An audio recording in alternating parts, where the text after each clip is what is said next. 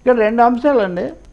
మానవ హక్కులు, custodial torture, కస్టడీలో చిత్రహింస, దీని మీద చాలా కేసులు నడిచాయి. కానీ ఒక పార్లమెంట్ సభ్యుడిగా ఉన్నటువంటి వ్యక్తి నన్ను కస్టడీలో కొట్టారు అన్న పద్ధతిలో హింసించారు, హింసించింది ఒక ముఖ్యమంత్రికి చూపించారు లాంటి విపరీతమైన ఆరోపణ రావడం ఇదే మొదటిసారండి.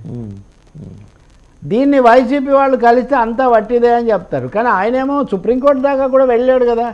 కొట్టిపాడేయడం కాకుండా మానవ హక్కులు లేదా పోలీసుల ప్రవర్తన పట్ల దీంట్లో ఇది ఒక ముఖ్యమైన కేసుగా నిలబడిపోతుంది.